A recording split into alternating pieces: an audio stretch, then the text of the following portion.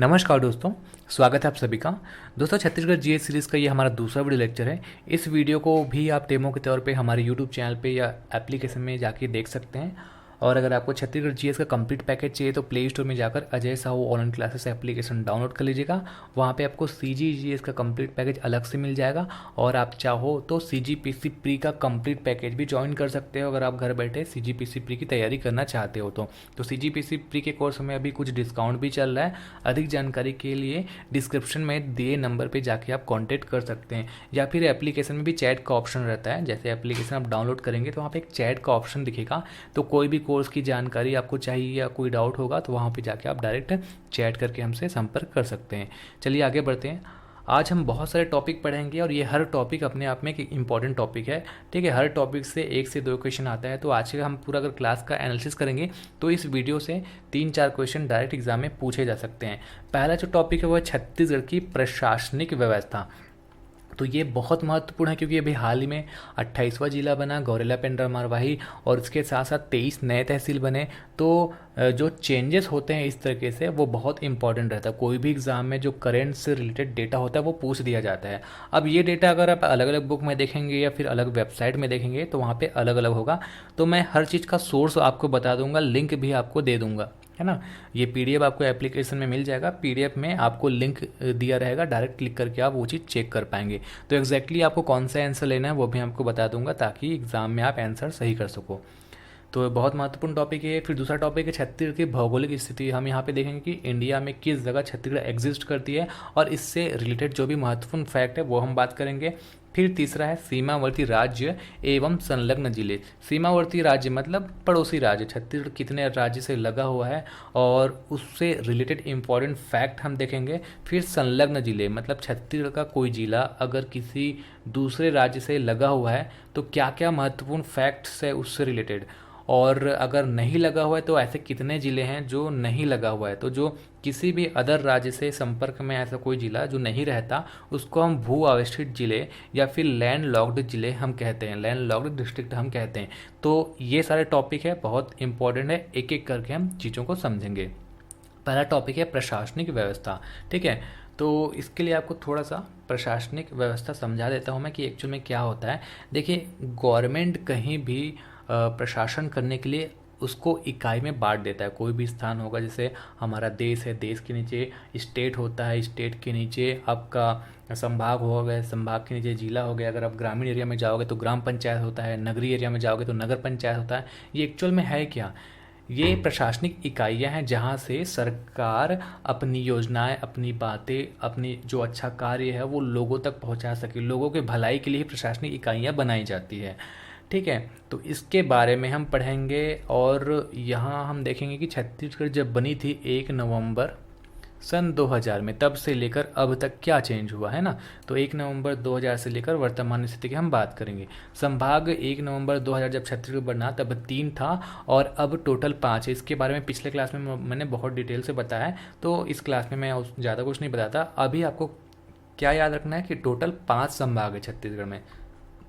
जिले के बारे में मैंने पिछले क्लास में बताया था। टोटल जो है पहले 16 जिला था जब छत्तीसगढ़ बना, लेकिन अब 28 जिला है। ठीक है, और 28वां जिला गौरेला पेंड्रा मरवाही।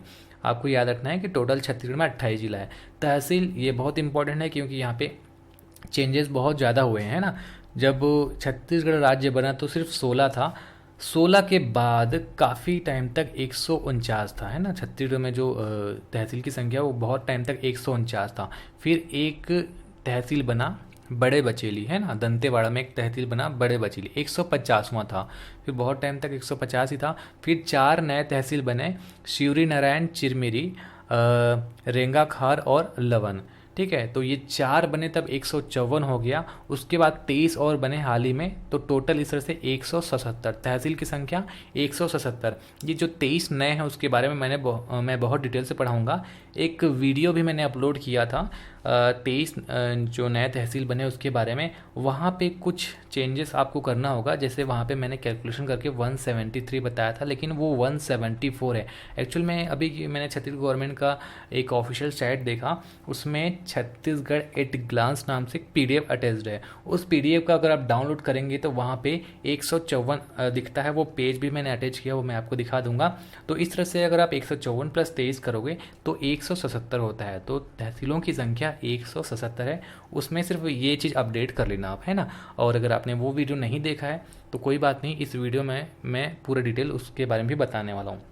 विकास खंड की हम बात करें तो देखिए, विकास खंड के लिए आप एक ट्रिक याद रखिएगा, विकास खंड का कभी विकास ही नहीं हुआ। जब वो बना था छत्तीसगढ़ तब भी 146 था और वर्तमान स्थिति में भी 146 है। अब इनमें से आदिवासी विकास खंड, ऐसे विकास खंड जिसमें आदिवासी जनसंख्या ज़्यादातर निवास करती है तो उसको आदिवासी विकास खंड का दर्जा दिया जाता है। तो छत्तीसगढ़ में आदिवासी विकास खंड है 85, टोटल 85। ये इंपॉर्टेंट है, पूछा जाता है ना। आदिवासी विकास खंड टोटल 85। नगरीय निगम जो है, नगर निगम जो है वो टोटल है 14, ठीक है। पहले 13 था, फिर 1 अप्रैल 2020 को भी हाल ही में रिसाली, दुर्ग में ये है रिसाली बना। तो आपको याद रखना है 14वां जो नगर निगम है छत्तीसगढ़ का वो है रिसाली। इसके बारे में भी मैं आपको आगे थोड़ा सा डिटेल बताऊंगा।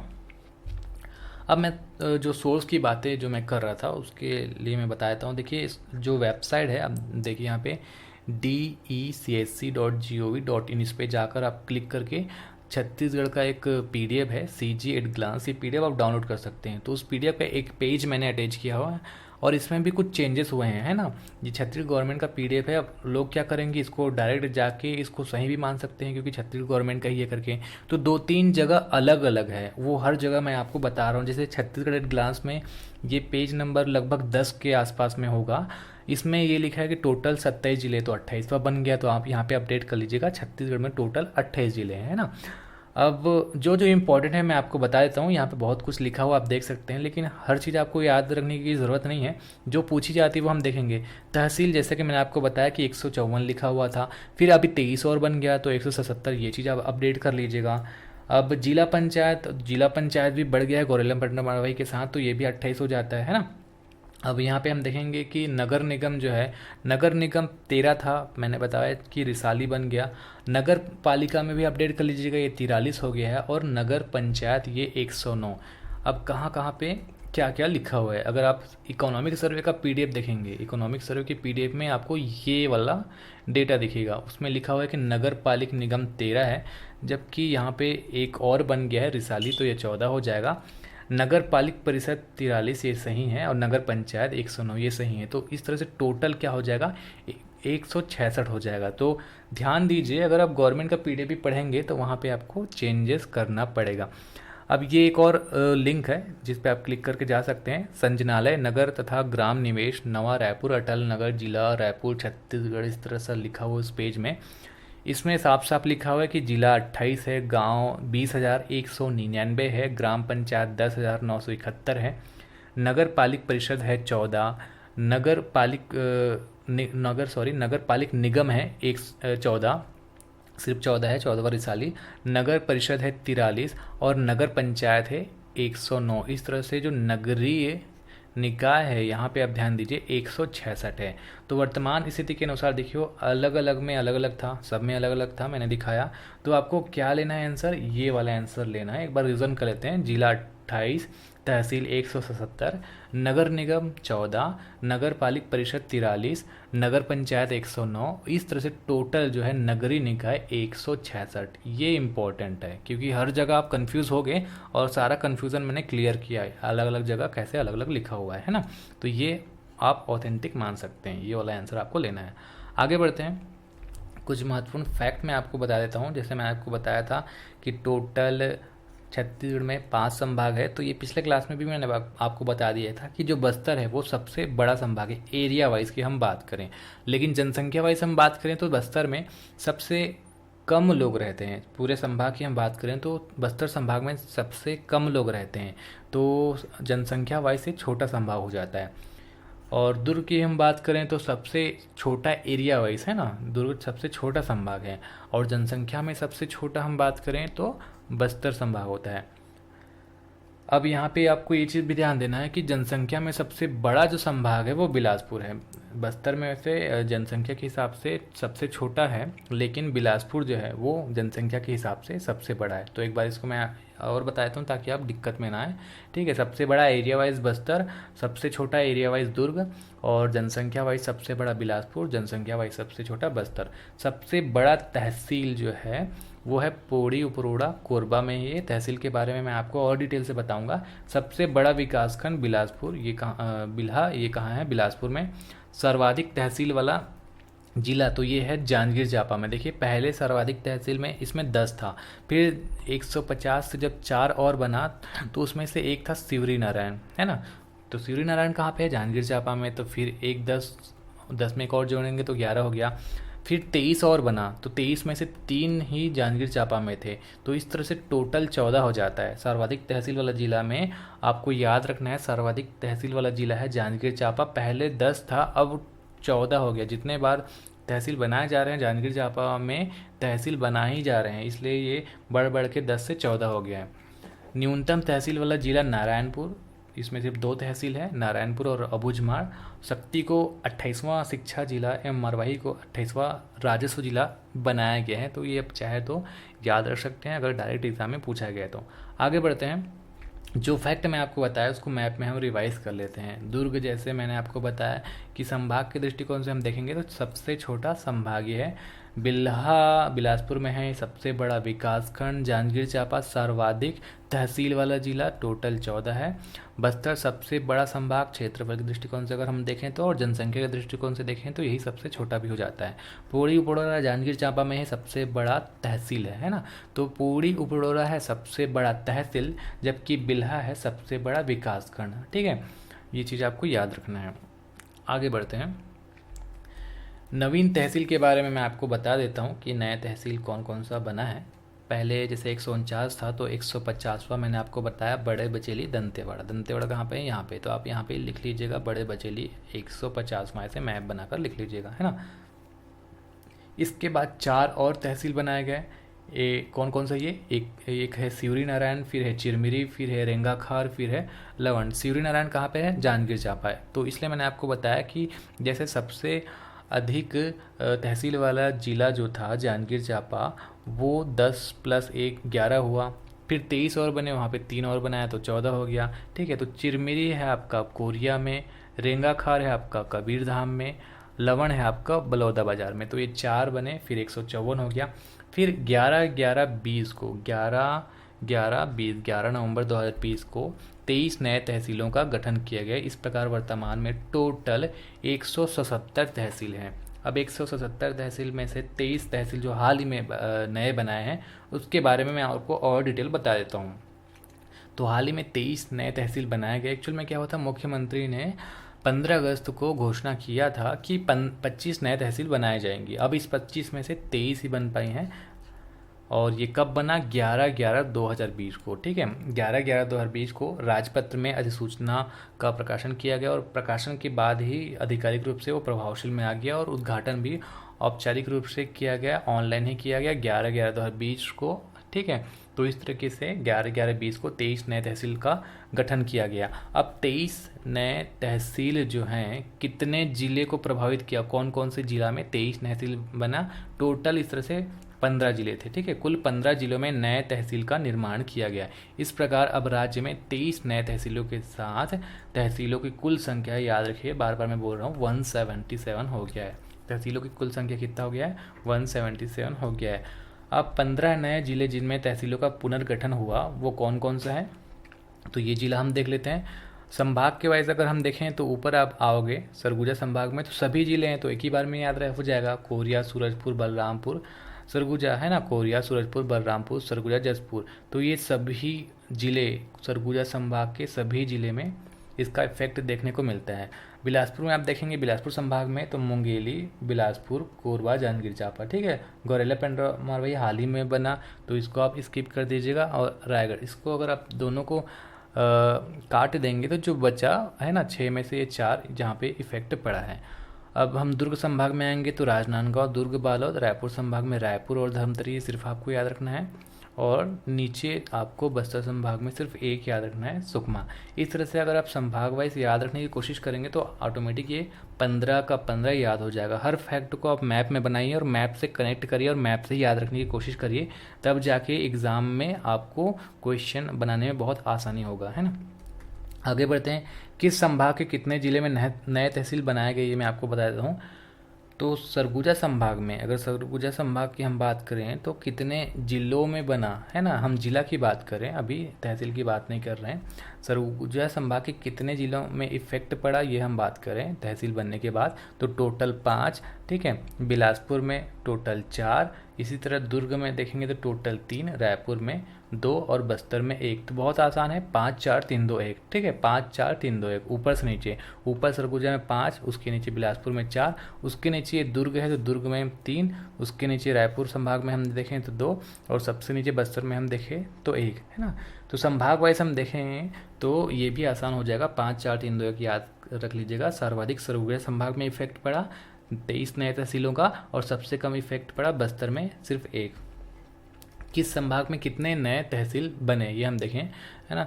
तो कोरिया में, जिस जिला वाइज हम देखेंगे, कोरिया में सिर्फ 1 तहसील बनाया गया, सरगुजा सूरजपुर में 1, बलरामपुर में 2 और सरगुजा में 1, जसपुर में 1। इस तरह से टोटल सरगुजा में 6 तहसील बनाया गया। हम सिर्फ 23 तहसील जो अभी नए बने उसकी बात कर रहे हैं। तो इस 23 में से 6 तहसील जो है वो सरगुजा संभाग में बनाया गया। बिलासपुर में सबसे ज़्यादा 9, है ना। बिलासपुर में हम देखेंगे तो बिलासपुर जिला में ही 3 हो गया है, कोरबा जिला में 2 और जांजगीर चांपा जिला में 3, मुंगेली में 1। इस तरह से संभाग की नज़र से हम देखें तो बिलासपुर संभाग में 4 नए तहसील अभी बनाए गए। दुर्ग संभाग की हम बात करें तो दुर्ग में राजनांदगांव जिला में 1, दुर्ग जिला में 2 और बालोद में 1। इस तरह से दुर्ग में टोटल 4 जो है तहसील बनाए गए दुर्ग संभाग में, है ना। रायपुर संभाग की हम बात करें तो रायपुर में आप देखेंगे 2 और धमतरी में 1। इस तरह से टोटल 3 रायपुर संभाग में नए तहसील बने, और बस्तर संभाग में जो है सिर्फ 1 बने। और टोटल कितने तहसीलों का निर्माण हुआ है, टोटल 23 नए तहसीलों का निर्माण किया गया है।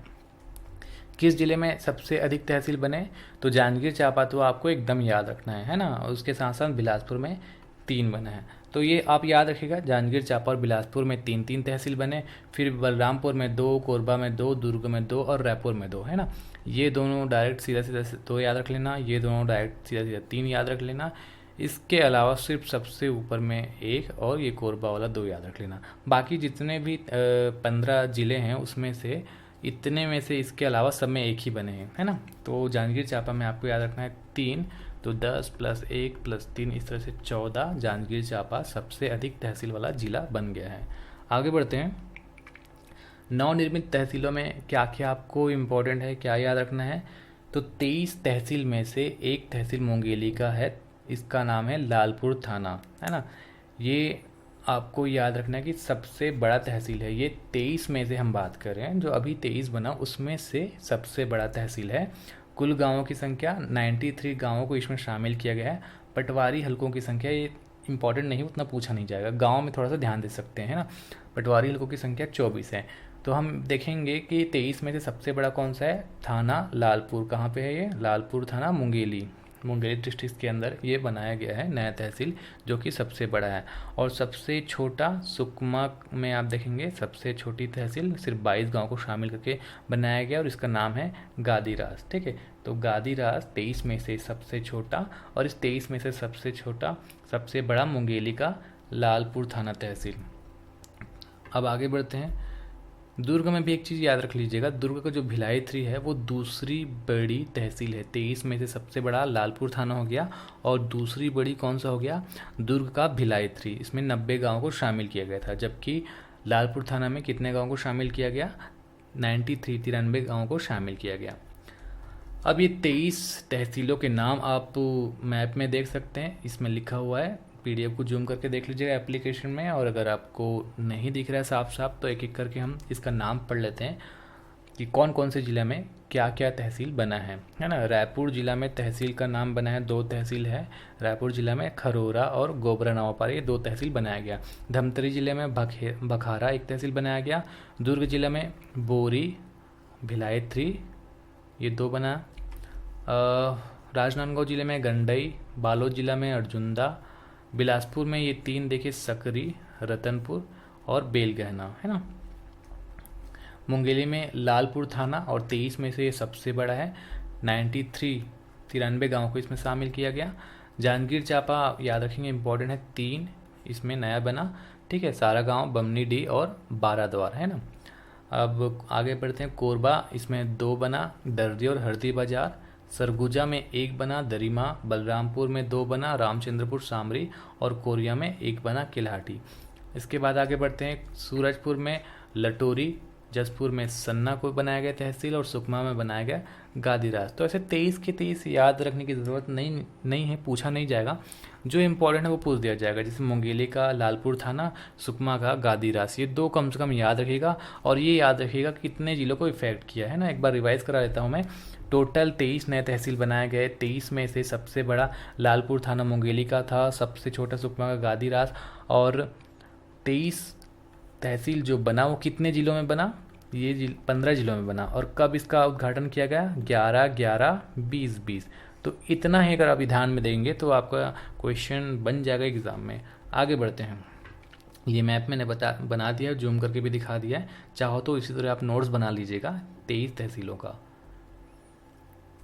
अब आगे बढ़ते हैं। जैसे हम संभाग की बात कर रहे थे, तो संभाग में एक चीज़ बताना मैं भूल गया था। जैसे कुछ कुछ संभागों का मुख्यालय जो है, हेडक्वार्टर है जो है, वो नहीं है। जैसे सरगुजा का जो मुख्यालय है वो अंबिकापुर है, बिलासपुर का मुख्यालय बिलासपुर है ही है, दुर्ग का दुर्ग ही है, रायपुर का रायपुर है, बस्तर का जगदलपुर है। तो ये 1-2 चीज़ याद रखना कि सरगुजा का अंबिकापुर है और बस्तर का जगदलपुर है। प्रशासनिक इकाई के अधिकारियों को क्या कहा जाता है, अगर ऐसा डायरेक्ट क्वेश्चन पूछा जाए तो भी आपको पता होना चाहिए। नाम से ही सिंपल है। देखिए, संभाग का हो गया संभागायुक्त, जिला का तो आप सबको पता होगा कलेक्टर, तहसील का तहसीलदार, है ना। तो ये तो दोनों तो नाम से ही मिलता जुलता है। और जिला का तो आपको पता ही है, कलेक्टर है। तो ये कुछ इंपॉर्टेंट फैक्ट है जो आपको ध्यान में रखना है। आगे बढ़ते हैं। स्थानीय व नगरीय प्रशासन, ये देखिए, स्थानीय प्रशासन में नगरीय प्रशासन के बारे में मैंने तो आपको बता ही दिया था।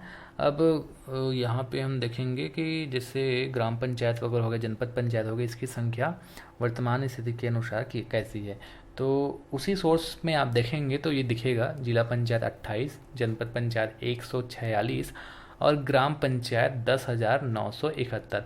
कहीं कहीं पे आपको 10,978 भी ये दिखता है, लेकिन बहुत सारे जगह में 10,971 ही लिया गया है। तो आप चाहें तो ये डेटा ही लीजिएगा। और जनपद पंचायत जो है विकासखंड से याद रखेंगे, जनपद पंचायत 146, विकासखंड 146। नगर निगम मैंने बताया था 14वां रिसाली। रिसाली कहाँ पर है, दुर्ग जिला में, है ना। नगर पालिका 43, नगर पंचायत 109। कई बार रिवाइज करा रहा हूँ ताकि आपको याद हो जाए और बिल्कुल एग्जाम में क्वेश्चन बन ही जाए, है ना। रिसाली कब बना था, 1 अप्रैल 2020, हाल ही में बना है, इसलिए इम्पोर्टेंट है ना। भिलाई से इस स्वतंत्र करके इसे बनाया गया और ये दुर्ग जिला में है। 14वां स्वतंत्र नगर निगम बना। अब दुर्ग जिला में पहले 3 नगर पालिक निगम था, है ना। अब टोटल 4 हो गया। तो दुर्ग एक ऐसा जिला बन गया जहाँ पे सबसे ज़्यादा नगर पालिक निगम है। नगर निगम बनाने के लिए इलाके की आबादी अगर आपको पूछा जाए तो कम से कम 1 लाख आबादी होना अनिवार्य है। 14 नगर निगम हम मैप में देख लेते हैं, ऊपर से देखते हैं। तो सबसे ऊपर आप देखेंगे सरगुजा संभाग में, तो यहाँ पे सिर्फ 2 ही है, ठीक है। पहला है चिरमिरी, कोरियर डिस्ट्रिक्ट में, और सरगुजा डिस्ट्रिक्ट में है अंबिकापुर। उसके बाद देखिए संभाग, इसमें लिख देता हूँ, सरगुजा संभाग में 2, बिलासपुर संभाग में 3 है ना। बिलासपुर संभाग में 3 है। कौन कौन सा, एक तो बिलासपुर हो गया, फिर कोरबा हो गया और रायगढ़ हो गया। ये तीनों अपने आप में जिला भी है, तो ज़्यादा ध्यान देने की ज़रूरत नहीं है, ये अपने आप में जिला है। लेकिन ये दोनों जो है आपको याद रखना है, चिरमिरी और अंबिकापुर। अब दुर्ग संभाग की बात करें तो दुर्ग संभाग में देखिए 2, 3, 4 क्रम में आ रहा है, तो आप याद भी रख सकते हैं। 2, 3, 4 आ गया। दुर्ग संभाग में दुर्ग जिला में ही 3 है। यहाँ पे एक और है एक्चुअली में रिसाली, इसको मैं लिखना भूल गया हूँ। तो ये आपका टोटल 5 हो जाएगा, क्योंकि दुर्ग जिला में ही 4 है ना। तो 2, 3 यहाँ पे दुर्ग संभाग में 5, दुर्ग जिला में ही 4 है। सर्वाधिक नगर निगम वाला जिला, कुल संख्या दुर्ग में 4 है। कौन कौन सा, भिलाई, दुर्ग, चरोदा, रिसाली हाल ही में बना 14वां नगर निगम, है ना। फिर रायपुर में हम बात करें तो रायपुर संभाग में 2 है और दोनों ही रायपुर जिला में है, रायपुर और बिरगांव। और बस्तर संभाग में हम बात करें तो बस्तर में ही है एक जगदलपुर। तो ये 14 का 14 यहाँ पे लिखा हुआ है। चिरमिरी, अंबिकापुर, बिलासपुर, कोरबा, रायगढ़, राजनांदगांव, दुर्ग, भिलाई, चरोदा, रायपुर, बीरगांव, धमतरी, जगदलपुर और रिसाली, है ना। मैंने ब्रैकेट में लिख दिया, अगर आपको नहीं पता होगा कि कौन कौन सा किस डिस्ट्रिक्ट में है, मैप में भी मैं यहाँ पे बना दिया हूँ, तो ये आप देख लीजिएगा, है ना। अगला जो टॉपिक है वो है भौगोलिक स्थिति। तो आपको छत्तीसगढ़ की भौगोलिक स्थिति को समझने के लिए पहले भारत की भौगोलिक स्थिति को समझना होगा, और भारत की भौगोलिक स्थिति को समझने के लिए कुछ बातों की जानकारी होना आवश्यक है, जैसे अक्षांश रेखा, देशांतर रेखा क्या होते हैं। वैसे तो ये इंडियन ज्योग्राफी का टॉपिक है, इंडियन ज्योग्राफी में मैंने बहुत डिटेल से इसको समझाया हुआ है, फिर भी अगर आप भूल गए हैं तो इसको थोड़ा सा मैं रिवाइज़ कर दूंगा। जल्दी से हम इसको देख लेंगे कि क्या चीज़ है ये, ताकि आप अच्छे से आगे का जो क्लास है वो समझ पाओ। तो देखिए, आप सबको पता है कि ये जो पूरी पृथ्वी है वो गोल है, और पृथ्वी को समझने के लिए, है ना, पृथ्वी को समझने के लिए विश्व में इतने सारे देश है, उसका एग्जैक्ट लोकेशन के लिए, अलग अलग देशों के टाइम लाइन सेट करने के लिए, समय निर्धारण के लिए क्या किया गया है, काल्पनिक रेखाएं बनाई गई हैं। ठीक है, ऊर्ध्वाधर और क्षैतिज काल्पनिक रेखाएं बनाई गई हैं। तो जो काल्पनिक रेखाएं क्षैतिज है ऐसे, है ना, इस तरह से क्षैतिज रेखा है उसको अक्षांश रेखा कहते हैं, और जो काल्पनिक रेखाएं ऊर्ध्वाधर है ऐसे, उसको हम देशांतर रेखाएं कहते हैं। तो जो क्षैतिज रेखा काल्पनिक है, बीच से एकदम जाती है 0 डिग्री से, इसको हम भूमध्य रेखा कहते हैं। अब 0 से आप 1 2 3 4 1 डिग्री ऊपर आएंगे तो यहाँ पे होता है 90 डिग्री, इधर नीचे भी आएंगे तो 90 डिग्री। इस तरह से अक्षांश रेखा 90 ऊपर 90 नीचे और बीच में 0, टोटल 90 + 90 + 1 181 अक्षांश रेखा होता है। और देशांतर रेखा की हम बात करें तो पृथ्वी देखिए गोल है और कुछ इस तरीके से इसको खोला गया है। अगर आप मैप भी देखेंगे तो कुछ इस तरीके से पूरे वर्ल्ड का मैप दिखता है ना। ये जो एरिया है वो छोटा दिखेगा, ये एरिया बड़ा दिखेगा। तो यहाँ पे आपको 181 दिखेगा, और यहाँ पे पूरा इस तरह से पूरा खोल दिया गया है 360 डिग्री, इसलिए ये जो एरिया है वो बड़ा है ना। तो आपको ये चीज़ ध्यान देना है कि जो देशांतर है इसकी संख्या कितनी है, 360 डिग्री के हिसाब से इसको तोड़ा गया है, कुछ इस तरीके से 1 डिग्री 2 डिग्री 3 डिग्री, है ना। तो ये ऊर्ध्वाधर जो है वो है आपका देशांतर रेखा। देशांतर रेखा के हेल्प से ही अलग अलग देशों का टाइम लाइन निकाला जाता है। और जो बीचों बीच 0 डिग्री से गया है वो 0 से गया है, या ये क्या कहलाता है, यहाँ पे 0 है वो है GMT, है ना, ग्रीन विच मीन टाइम के नाम से इसको जाना जाता है। तो अक्षांश रेखा और देशांतर रेखा, एक बार मैं आपको कुछ और फैक्ट बता देता हूँ जो इंपॉर्टेंट है, एग्जाम में पूछे जा सकते हैं। इसका डिटेल वीडियो अगर आपको देखना होगा तो यूट्यूब में अलग से मैंने इसके बारे में डाला हुआ है। कुल अक्षांश रेखा संख्या जो है वो 181 है। 2 अक्षांश रेखाओं की दूरी होता है 111.4 किलोमीटर। 2 अक्षांश रेखाओं के बीच की दूरी की बात कर रहे हैं। सबसे लंबी अक्षांश रेखा भूमध्य रेखा कैसे होता है, देखिए ये 0 है, ये 0 है। अब 0 से ऊपर आप जाओगे 1 2 3 4 तो 90 में आके बिंदु नुमा हो जाता है, और सबसे बड़ा यही रहता है। तो सबसे लंबी अक्षांश रेखा भूमध्य रेखा, और सबसे छोटी जो है वो ध्रुवों पर बिंदु नुमा, यहाँ पे 90 डिग्री, यहाँ पे 90 डिग्री, उसको हम ध्रुव बोलते हैं। देशांतर की हम बात करें तो कुल संख्या 360, क्योंकि 360 डिग्री के हिसाब से इसको तोड़ा गया है। और अगर आपको पता होगा कि जो पूरी पृथ्वी है वो 24 घंटे में ही 1 घंटे 60 डिग्री घूमता है, तो आप कैलकुलेशन से भी 1 डिग्री का वैल्यू निकाल सकते हैं। 24 × 60 मिनट में ये कन्वर्ट हो गया, और 360। तो 1 डिग्री का वैल्यू कैसे निकालेंगे, 24 × 60 / 360 कैलकुलेशन करेंगे तो 4 मिनट 1 डिग्री का वैल्यू आता है। तो देशांतर के 1 डिग्री का वैल्यू होता है 4 मिनट। और इसी तरीके से हम टाइम लाइन निर्धारण करते हैं। हर देश का एक टाइम लाइन होता है, सबका एक समय होता है, उसका निर्धारण इसी से किया जाता है। कर्क रेखा और मकर रेखा के बीच सूर्य की किरण साल भर लंबवत पड़ती है। अब यहाँ पे क्या चीज़ लिखा हुआ मैं आपको समझा रहा हूँ। जैसे सूर्य आपको पता है कि 23 डिग्री जो है वो अपने अक्ष से झुका हुआ है, 23.5 डिग्री। तो 23.5 डिग्री उत्तर और दक्षिण में एक रेखा खींची गई है, काल्पनिक रेखा। उत्तरी को हम कहते हैं कर्क रेखा और नीचे वाले को मकर रेखा।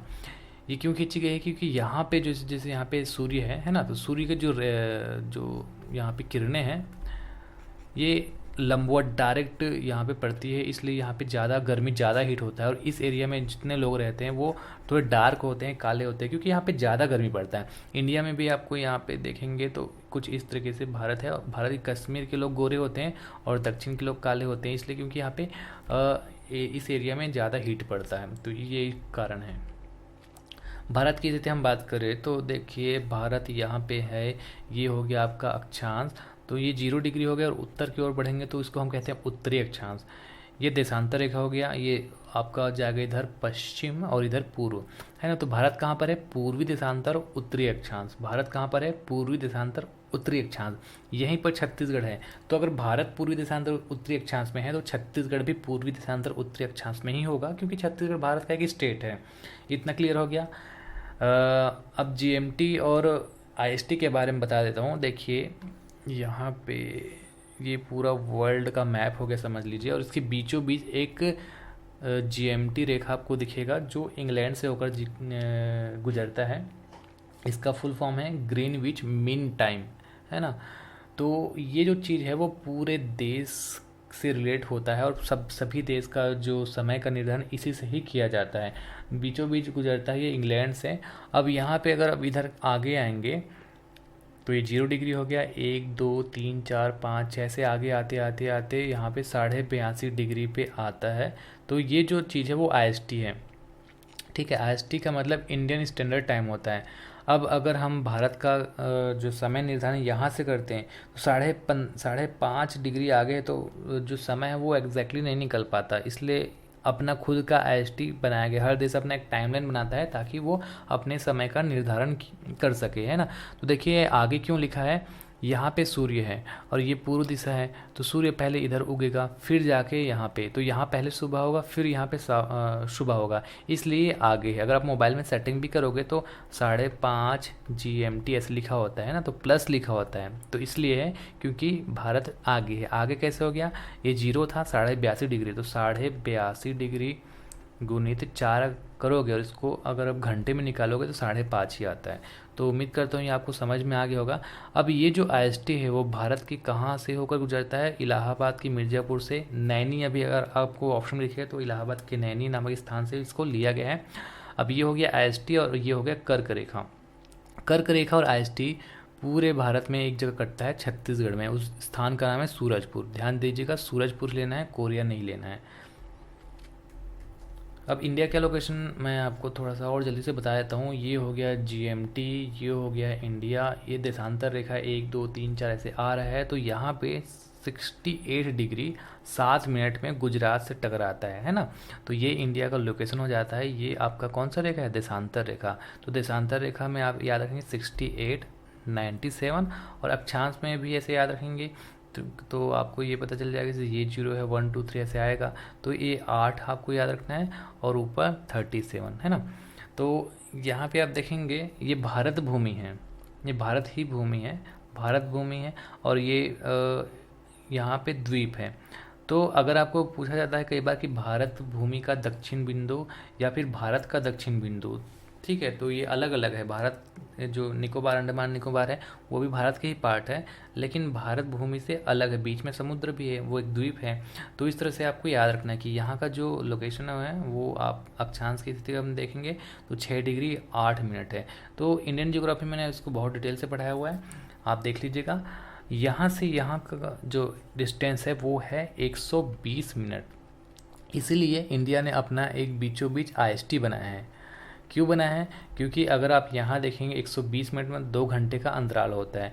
अगर हम इसके हिसाब से देखें तो क्या होता है कि यहाँ का जो समय है और यहाँ का समय है इसमें बहुत फ़र्क हो जाता, इसलिए बीचों बीच एक समय आईएसटी बनाकर पूरे स्टेट में, पूरे भारत में एक ही समय निर्धारित किया गया है ना। तो अब यहाँ पे गैप इतना ज़्यादा है, इसलिए आजकल बात चल रहा है कि जो आईएसटी है जैसे एक है तो 2 भारतीय मानक समय रेखा हो, ताकि इधर का एरिया और इधर के एरिया में जो 2 घंटे गैप है उसको हम कवर्स कर सके। जैसे यहाँ पे 6 बजे ही है तो यहाँ पे 6 बजे हो जाता है, एक जगह एकदम शाम हो जाता होगा और एक जगह लगता होगा कि जैसे 4-5 ही बजा है। तो ये टाइम डिस्टेंस जो है 2 घंटे का इसी कारण यहाँ पे होता है। आगे बढ़ते हैं। अब हम बात करेंगे छत्तीसगढ़ की भौगोलिक स्थिति।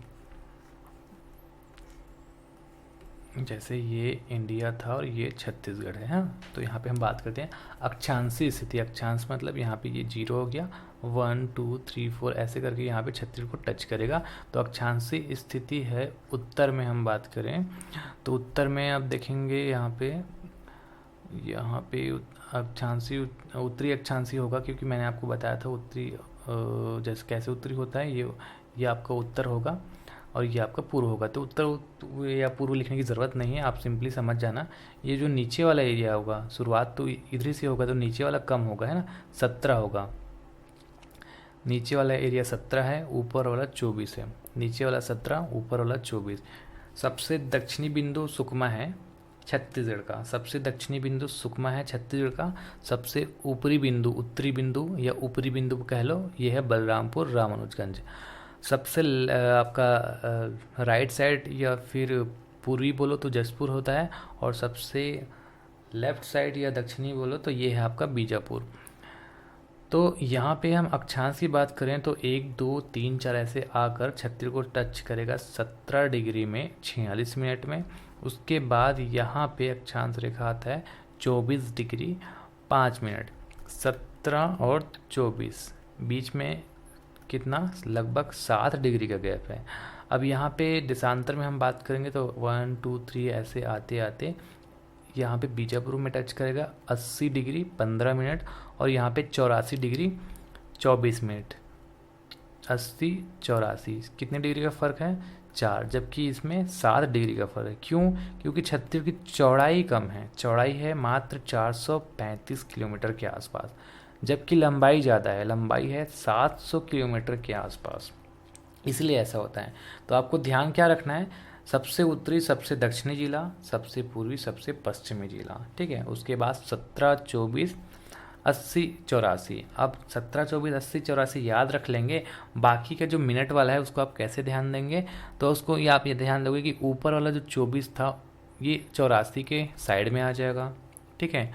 अब यहाँ पे आपको ये याद रखना है कि जैसे कि यहाँ पे 4 और 6, ठीक है, 4 और 6 46 हो गया, और यहाँ पे 5 था, तो 4, 5, 6 और फिर 1 याद रख लेना, और इसमें तो 5 था ही, कुछ इस तरीके से याद रख लेना, या अपने हिसाब से कोई ट्रिक बना लेना, है ना। 17, 24, 80, 84 ये याद रख लेना, और ये 24 जो है यहाँ पे था, 24 ये याद रख लेना।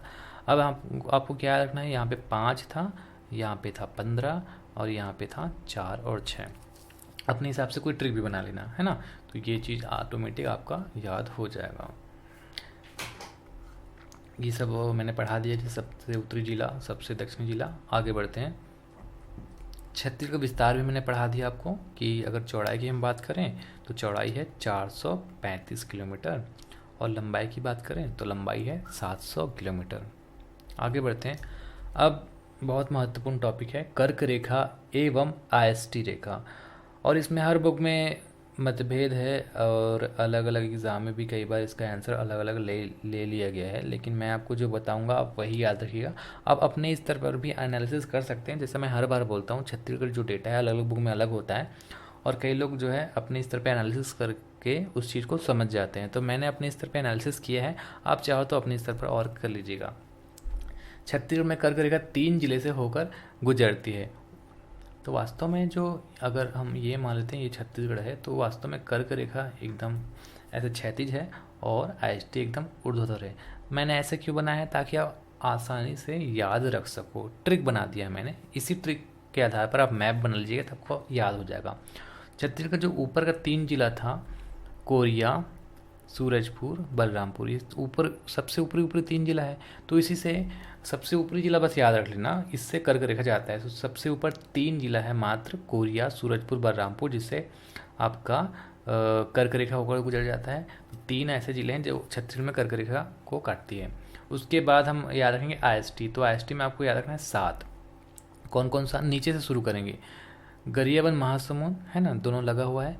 फिर बलौदा बाजार, उसके बाद जांजगीर चांपा, कोरबा, फिर सूरजपुर, फिर कोरिया। इस तरह से अगर आप सीधा ऐसे खींचेंगे आपको एक ही बार में याद हो जाएगा। और इस तरह से आप एक और ट्रिक बना सकते हैं, 7 + 3 = 10। एक और ट्रिक बना लीजिएगा। कर्क रेखा 3 है और आयष्टी जो है वो 7 जिलों को काटती है।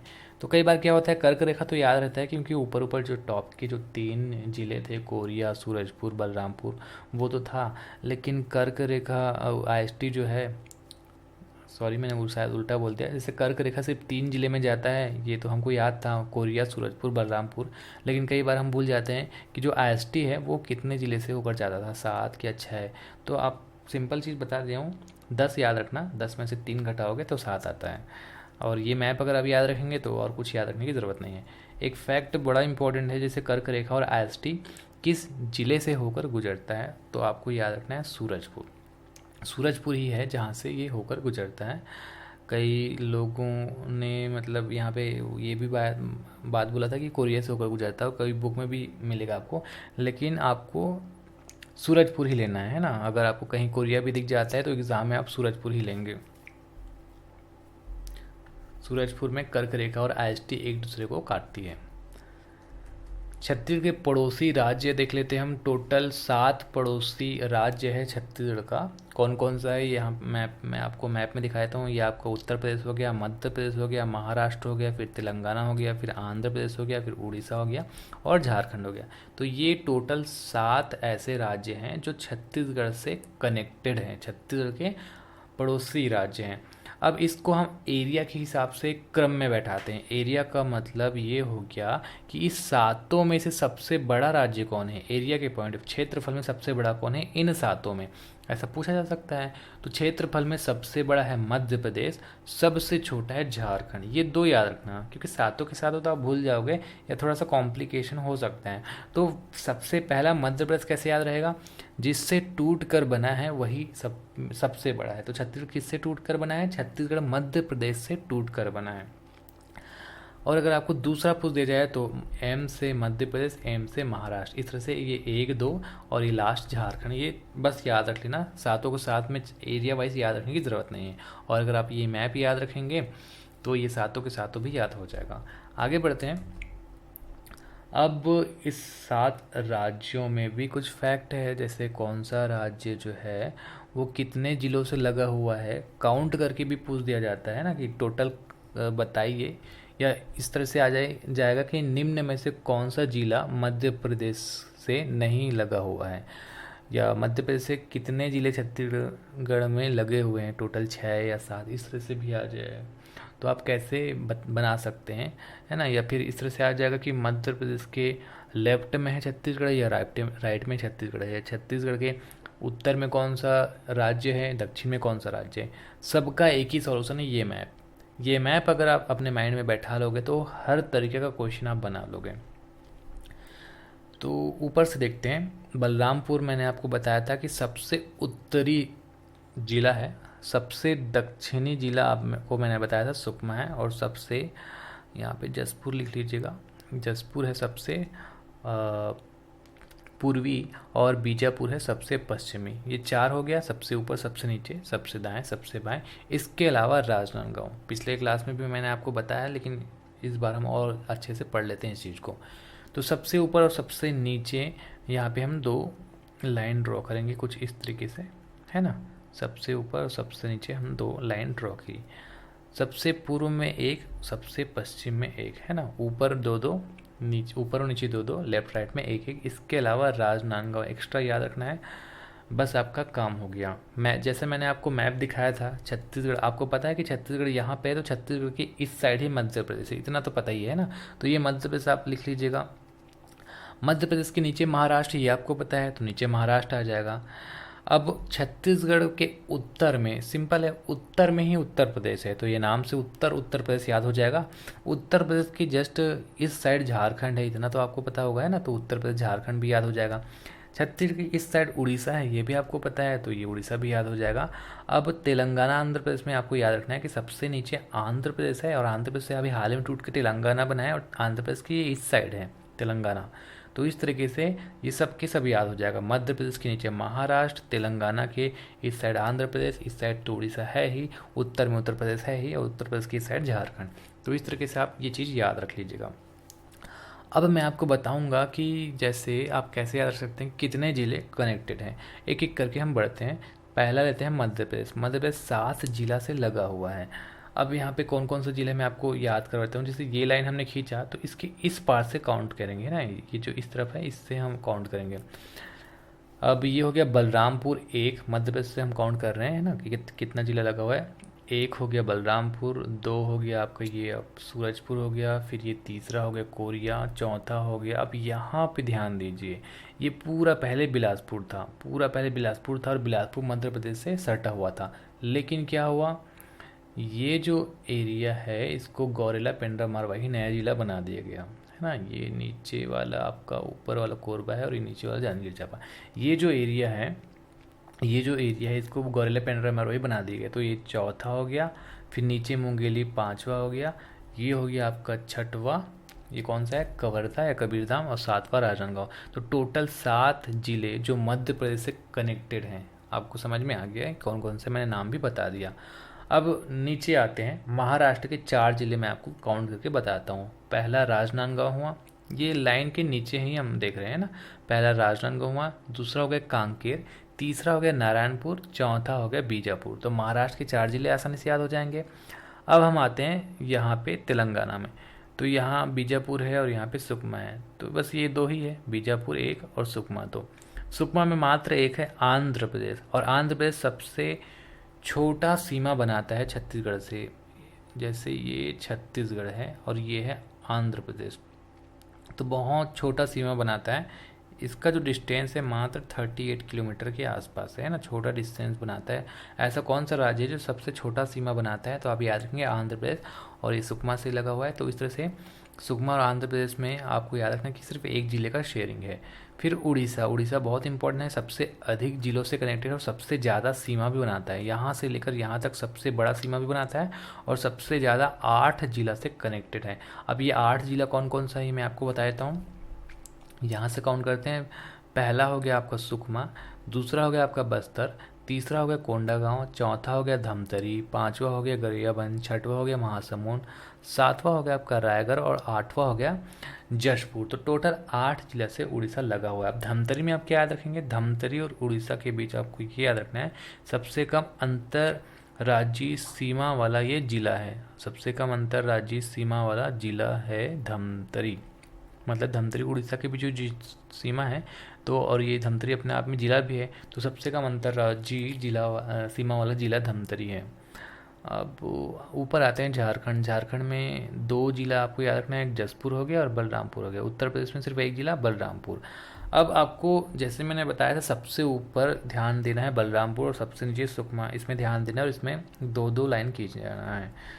तो सबसे ऊपर और सबसे नीचे ये दोनों ऐसा है, जैसे सुकमा और सबसे ऊपर जो है बलरामपुर, ये दोनों ऐसा जिला है जो 3-3 स्टेट से लगा हुआ है। 3-3 में कौन कौन सा हो गया, इधर आप देखेंगे मध्य प्रदेश, ये देखिए मध्य प्रदेश, इधर उत्तर प्रदेश और इधर झारखंड। सुकमा में भी देखेंगे तो ये तेलंगाना है, ये आंध्र प्रदेश और ये उड़ीसा है। तो सुकमा और बलरामपुर ऐसे 2 जिला जो 3-3 राज्य से लगा हुआ है। सबसे ज़्यादा जिलों से संबंधित राज्य जो मैंने मैप में पढ़ा है उसको हम रिवीजन कर लेते हैं। उड़ीसा 8 जिलों से जुड़ा हुआ है। छत्तीसगढ़ में सर्वाधिक सीमा बनाने वाला राज्य है उड़ीसा, लगभग 830 किलोमीटर सीमा बनाता है। छत्तीसगढ़ के सबसे कम सीमा बनाने वाला राज्य आंध्र प्रदेश है। कुल अंतर्राज्यीय सीमा है टोटल, अगर अंतर्राज्यीय सीमा की बात करें तो 2203 किलोमीटर के आसपास।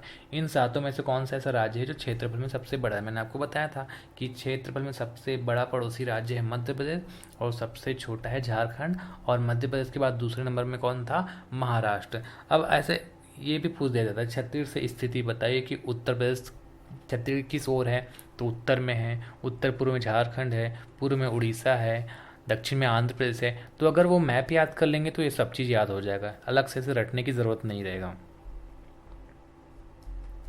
3 राज्य को स्पर्श करने वाला राज्य जिला मैंने आपको इसके बारे में बताया दिया था कि सबसे ऊपर और सबसे नीचे याद रखना बलरामपुर और सुकमा, ये भी याद हो जाएगा। बलरामपुर सबसे उत्तरी जिला में आपको याद रखना है मध्य प्रदेश, उत्तर प्रदेश, झारखंड, ये 3, और तेलंगाना, आंध्र प्रदेश, उड़ीसा, ये 3 राज्य से लगा हुआ है। सुकमा हो गया या मध्य प्रदेश हो गया, तो इसको तो हमने मैप में भी देख लिया था। सबसे अधिक अंतर्राष्ट्रीय सीमा स्पर्श करने वाला जिला है बलरामपुर, ठीक है। एक तो 3 जिला से 3 राज्य से लगा हुआ है और सबसे ज़्यादा सीमा भी ये बनाता है।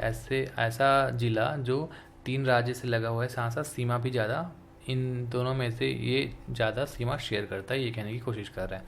सबसे कम अंतर्राज्यीय सीमा स्पर्श करने वाला जिला है धमतरी, ठीक। भू अवस्थित जिले।